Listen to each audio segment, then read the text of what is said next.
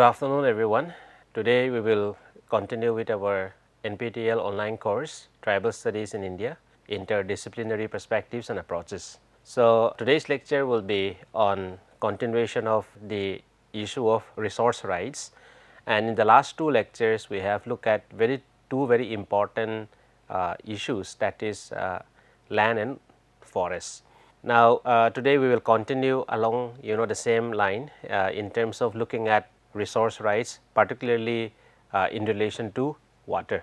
Now, in the last two lectures we have tried to situate the larger context of resource rights by looking at examining the history of how different kind of legislations, different laws were being introduced by the colonial state and its impact on tribal communities.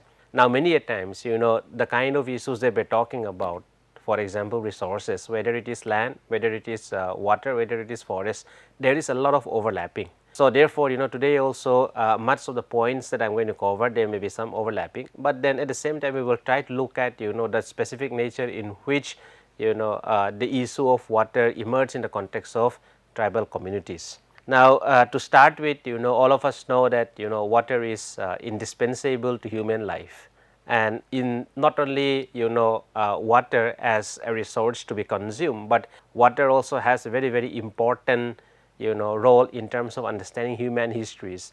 Now, if you go back to the history of human civilizations, you will see that the early human civilizations have flourished essentially closely to areas and regions which have water bodies.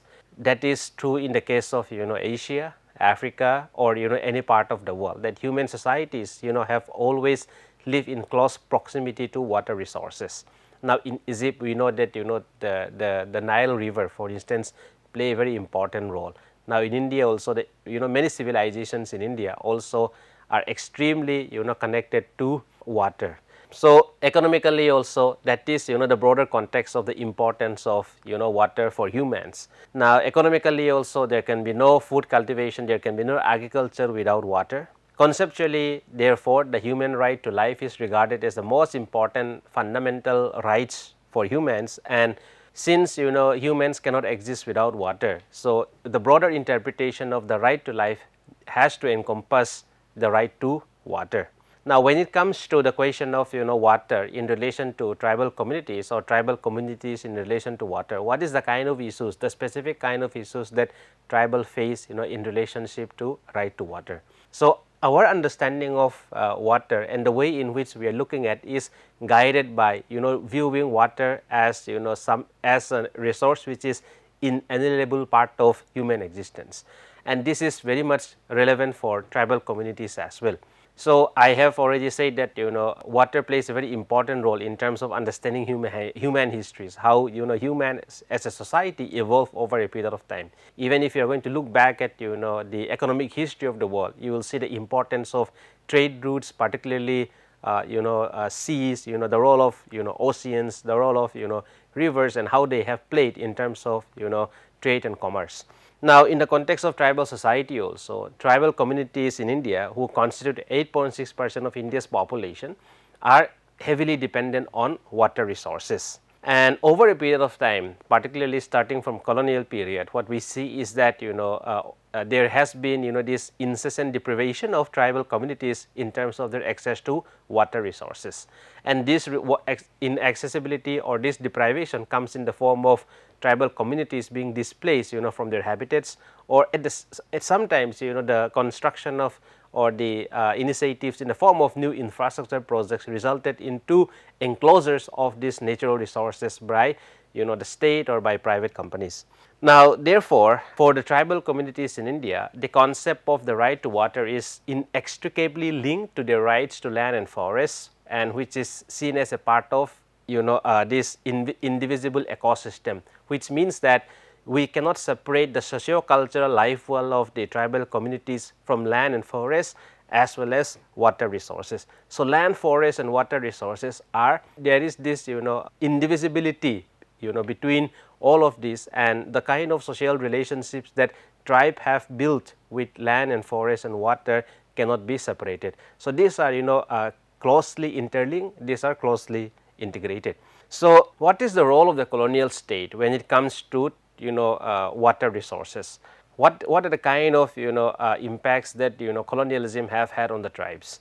Now, in the context of land and forests, we have seen that there has been the introduction of new legislations, the introduction of laws actually were meant to serve the colonial interest in terms of expropriating and appropriating resources, particularly land and forests. Now, we have seen that through the introduction of laws and legislations, the colonial state was capable of making sure that local communities who have been dependent on forests no longer have access to forest rights.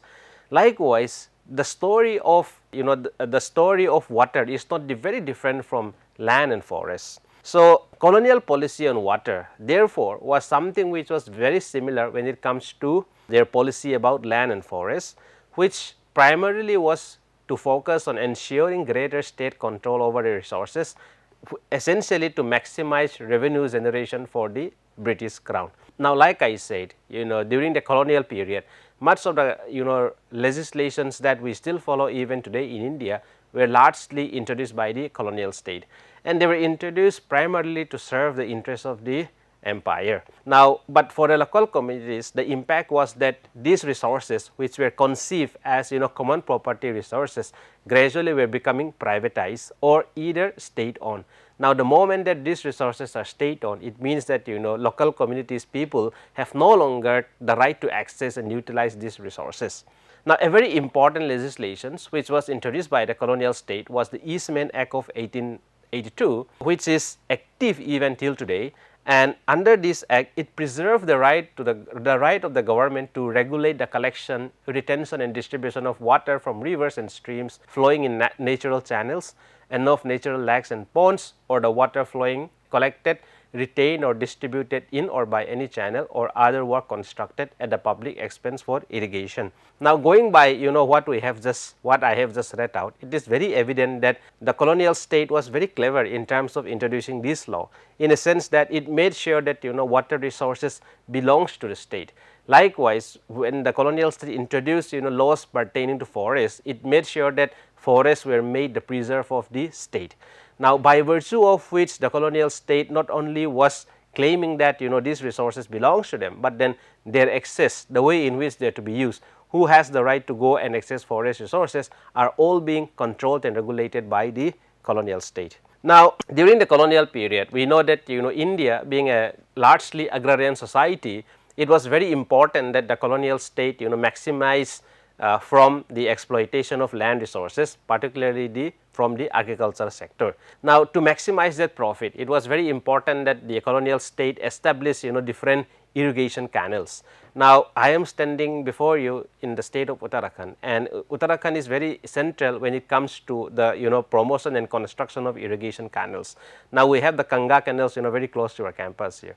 Now, this canal actually was constructed by the colonial state to irrigate the farmlands, and that the intention was to increase agricultural productivity. Now, if there are more and more, if agricultural productivity in India increase, it means that the colonial state will acquire more revenue from India, and actually it will benefit them. So, therefore, it was not surprising that irrigation canals were at the forefront of British imperial policy in India, and these were presented as a development mechanism to prevent recurring and widespread famines. However, they were poorly planned and implemented, partly because they were motivated by the needs of the local population and more by the need for good returns of capital invested by the elites of the landed aristocracy and city financiers. Now, in many parts of India, being a largely or predominantly agrarian society, it was important that the fields have enough water. So, for which irrigation canals needs to be constructed. Now, at the same time, there was a justification given that these irrigation canals will not only increase agricultural productivity, but also will solve the problem of widespread famines that often happen during colonial period. However, unfortunately, many of these canals were poorly implemented, poorly executed, and this was also because the colonial state was not interested in the welfare of the local population or Indians, but rather their motive was singularly to acquire or maximize profits from the capital invested.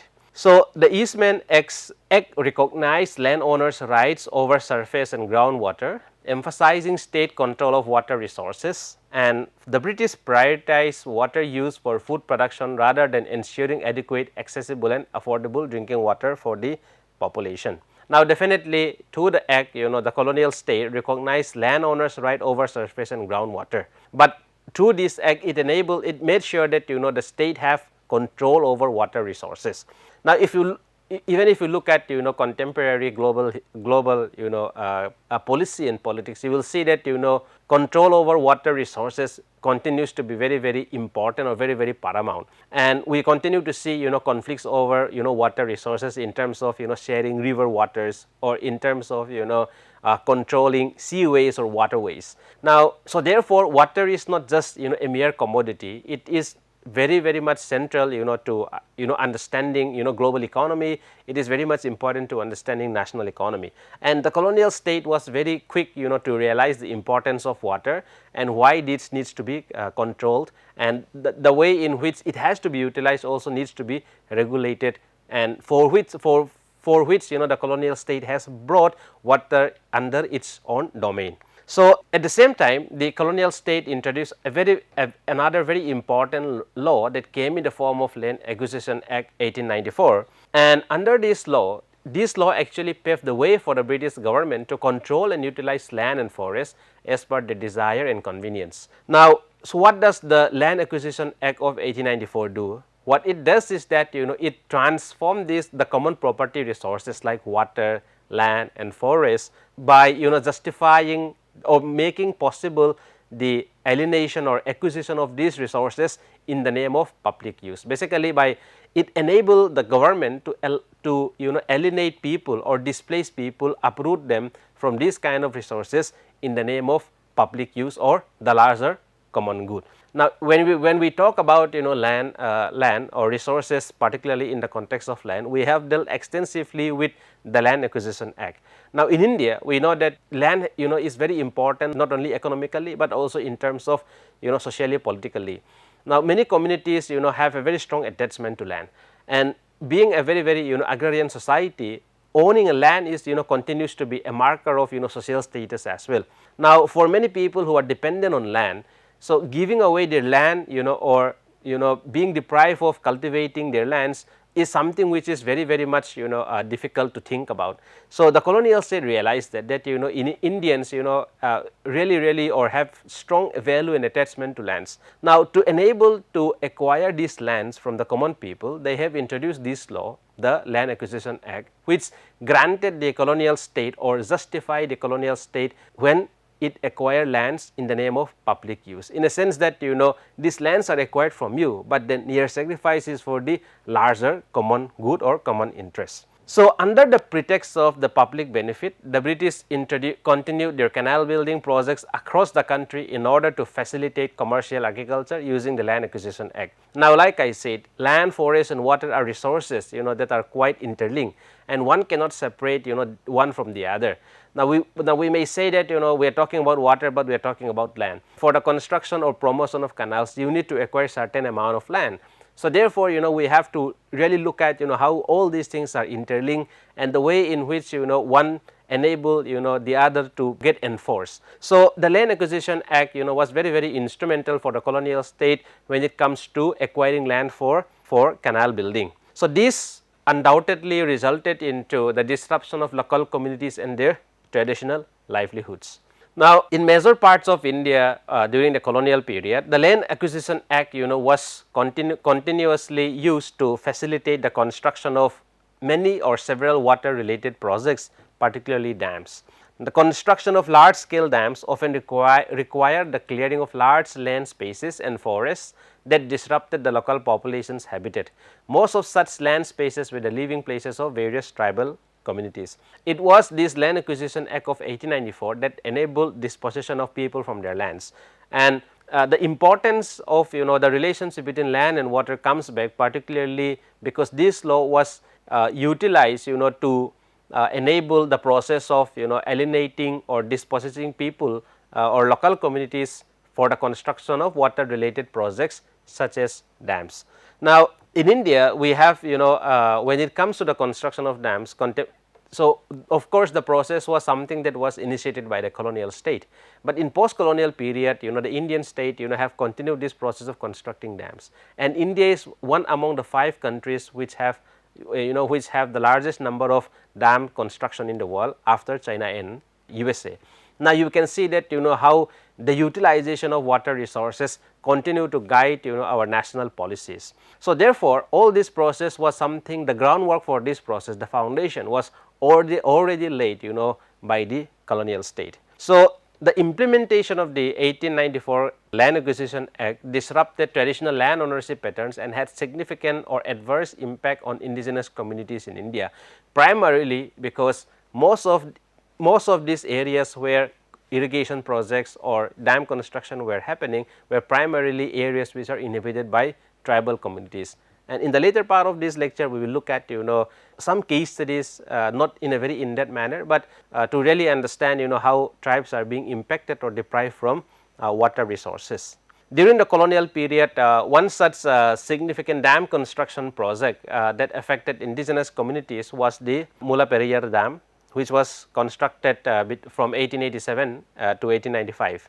The dam was constructed during the colonial period in India, and it is located on the Periyar river in the Western Ghats near Thekkady in Kerala, and is operated and maintained by the state of Tamil Nadu under a 990 year lease agreement in 1886 between the British government and the princely state of Travancore. Now, the primary purpose of this dam was to divert water from the Periyar river, which naturally flows into Kerala, towards Tamil Nadu for irrigation in the rain shadow region of Madurai, Theni, Sivaganga and Ramanathapuram districts. So, the construction of this dam have had significant impacts on local tribal communities in the Western Ghats, particularly through the submergence of vast forest areas that were integral to their livelihoods and cultural practices. Now, many tribal communities in India have a very close or symbiotic relationship between the communities and the natural resources. Forest and land, we have already talked about it. Even when it comes to water, many water bodies are considered to be sacred by the communities.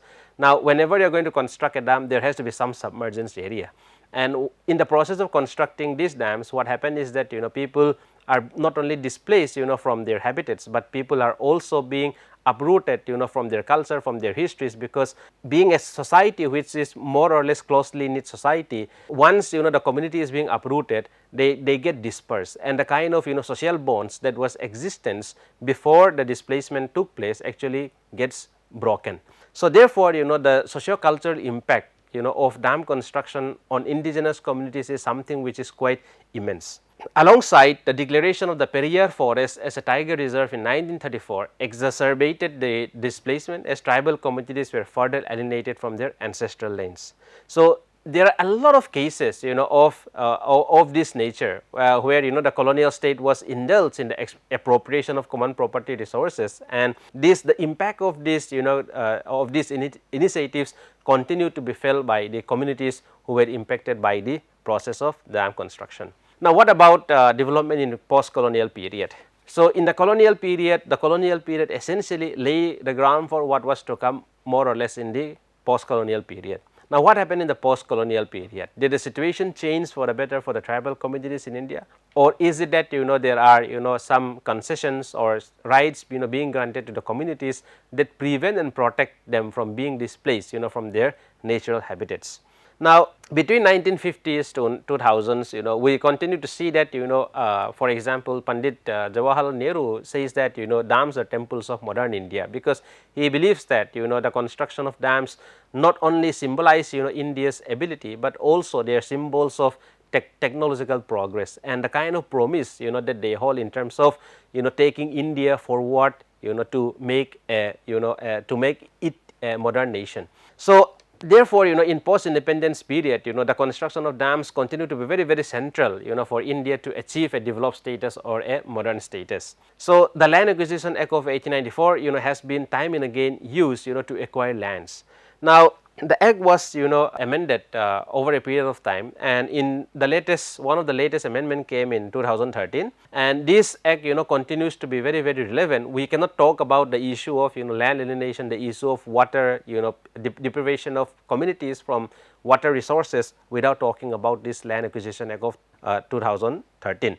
So, despite the revisions in the law and recognition of individual and community rights of tribal communities, this law does contribute to the involuntary displacement for major development projects. Now, to situate or to put ourselves in the shoes of many communities who are being displaced by development projects, it is at times a very traumatic experience, in a sense that there are people who have been living in their homes, people who have been living in their villages or in any place where they live, where suddenly displaced for big infrastructure projects. Now, no one would love to be displaced, right? No one would love to be displaced from their homes, but in post-colonial period, despite the kind of special rights and protections that were granted to the tribal communities, what we see is that this involuntary displacement of tribal communities continue unabated even in post-colonial period. So, by and large, tribal communities or Adivasis have faced disproportionate state sanctioned displacement as a result of construction of dams and irrigation projects. Such projects have been justified both under the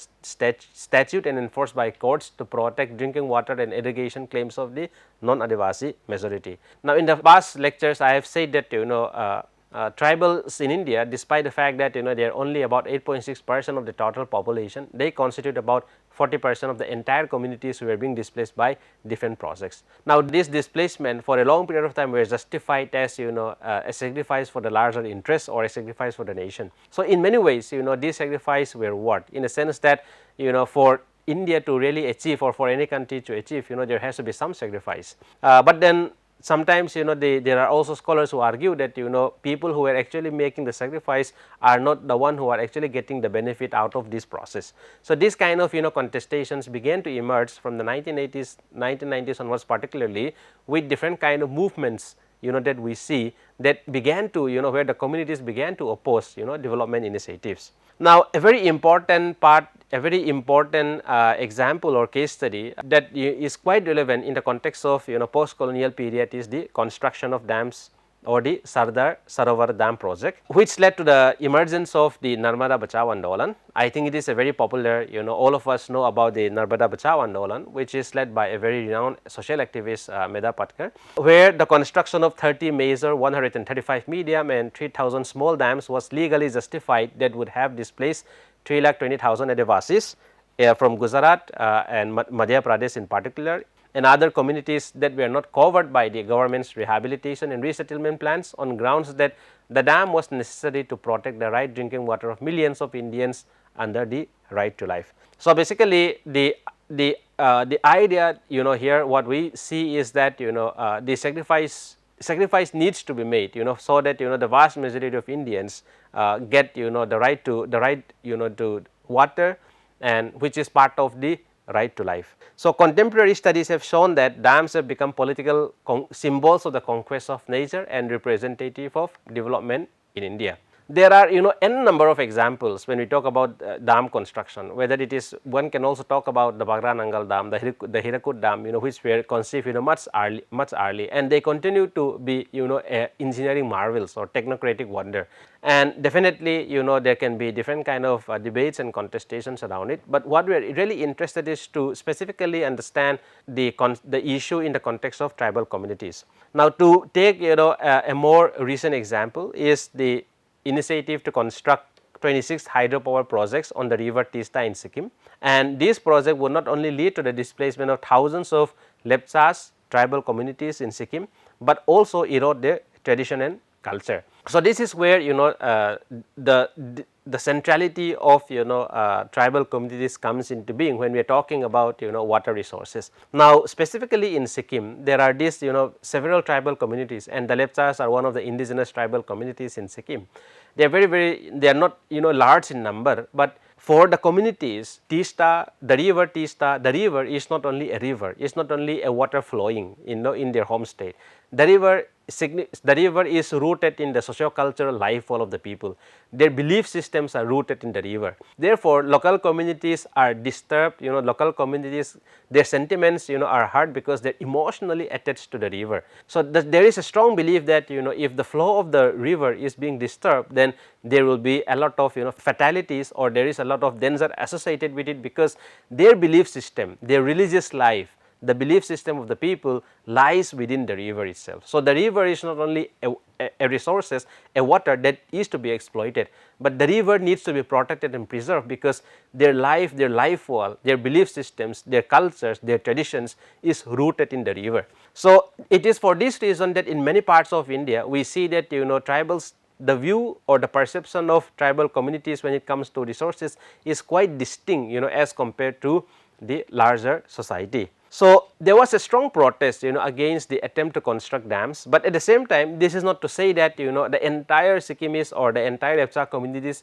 rose up against the construction of dams in river Teesta. There were several individuals, groups within the communities who actually view the dam as a symbol of development, which will result into a lot of economic and non-economic benefits for the local communities. But then many of the issues and concerns that were raised by the local people belonging from the community is essentially that the disturbance of river Teesta will disrupt the kind of socio-cultural beliefs that the local communities have been adhering to.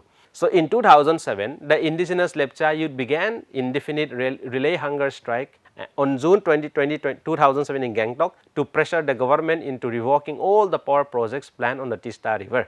Now, one can endlessly talk about whether this is good, whether that is good, but what I essentially wanted to talk about is the symbolic value, the symbolic meanings that communities attach to water bodies like river. Now, in the context of Teesta, I have said that it's not only a water flowing in their state, it is about the people, the culture, their traditions, their belief systems which is rooted in the river. So, the river Teesta is assigned a religious significance in the folklore of the communities, and it cannot be viewed only as an environmental and economic resources. Many of the sacred sites, like I said, many of the belief systems, the sacred sites are located on the banks of the river near the originating source of its tributaries. The Teesta constitute the lifeline of their livelihood, society and culture. So, for many people, the disruption of river Teesta is the disruption of their life. It is something which should not be done. It is a sacred river for the local communities, therefore, it should not be polluted, it should not be exploited, it should not be utilized to achieve certain economic ends. It is for this reason that local communities have staunchly opposed the construction of Teesta rivers. Now, like I said, this is just one side of the picture. On the other side, there are also local communities who were actually pro dam in terms of supporting the construction of dams in river Teesta, essentially because they believe that it will result into a lot of economic and non-economic benefits. Another example that we can again refer to is the attempt to construct a major dam in the state of Manipur, that is known as the Tipaimuk Dam. Definitely the area Tipaimuk Dam is inhabited by several tribal communities belonging to the Nagas and the Kukis and the Mars, and the dam was to be constructed in a river known as the Barak river. Now, again mostly we know this river as a Barak river, but then local communities like the Mar call it Runglei Vaisu. So, now the river is not only a river again, like the way in which the river Teesta was conceptualized by the Lepcha communities. The Mar also view the river as a source of their belief, a source of their life. So, it is not only something that is reduced to the economic benefits. So, there is symbolic, there is a lot of cultural or symbolic values, symbolic meanings that is attached to the river. So, there is a strong belief that a disruption in the river will actually will harm their belief systems, will harm the larger interests of the community. So, the destruction of the river is almost like destructing the community itself. So, the proposed Tipaimuk Dam would have permanently submerged an area of 275 square kilometer in Manipur. Moreover, it would have an adverse impact on the indigenous Mar and Zeliangrong Naga communities who would be displaced and dispersed. Now, so therefore, in the larger context, what we are seeing today in India is this articulation of that emerged in the form of Jal, Jangal, Jameen. Now, you will see that political movements or social movements by tribal communities revolve around these three broad issues, that is Jal, Jangal and Jameen. Now, why Jal, Jangal and Jameen? It only shows how these three water, forest and land are interconnected and they cannot be separated. We cannot look at the issue of water in isolation from land, we cannot look at the issue of forest in isolation from water. These are quite interconnected. So, because of the continual dispossession that tribal communities face starting from the colonial period. So, today there is a strong demand for the recognition of tribal rights in relation to the control and governance of these resources. So, within this understanding, land and water rights are not separate, but part of one indivisible ecosystem that is crucial to the preservation of Adivasis' right to life. Now, to really grant and recognize the tribals' right to life, it is also important that we recognize that their right to resources, particularly land, water and forests. So, therefore, the social movements that emerged in India, particularly in the post-colonial period and even in today, revolves around this question of rights over land, water and forests. Thus, it is important for future development projects to use a multilateral and human rights approach to development with a greater sensitivity towards safeguarding the rights of indigenous and other affected people. So, broadly, in a more idealistic kind of situation, it is important to talk to not only to talk about development in terms of a human rights based approach, but that would also demand any kind of initiative, any kind of policies, any kind of governments to conduct or to undertake development projects with great sensitivity and care, and particularly when one is talking or dealing with marginalized or underprivileged communities like tribes. So, overall today's lecture is a continuum of what we have done in the last two lectures when we are talking about land and forest. Now, so all these three issues are one of the central issues or the burning issues when it comes to tribal societies, and we know that why they are so much importance and why tribal communities consider this to be one of the most important issues. All of the struggles, the movements which are being coming from tribal areas, almost all of them directly or indirectly have to do with one or the other issues. Sometimes there are multiple issues, but then most of the time you will see that tribal concerns are mostly in relation to land, in relation to water and in relation to forest. And you will see that in the last two lectures also, when it comes to forest, 75% of tribal population are directly or indirectly dependent on forest.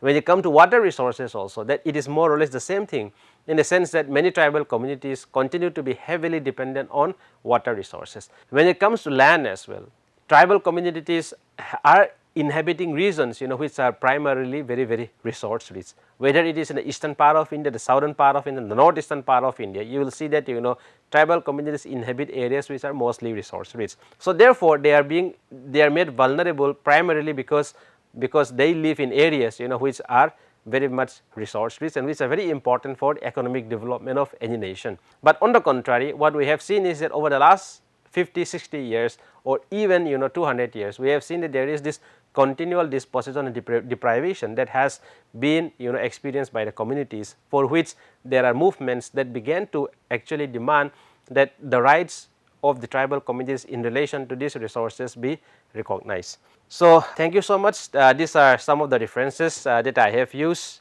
for this lecture, and in the next classes we will begin to look at different a new topic that is on role of tribal communities in the making of the Indian Constitution. Thank you.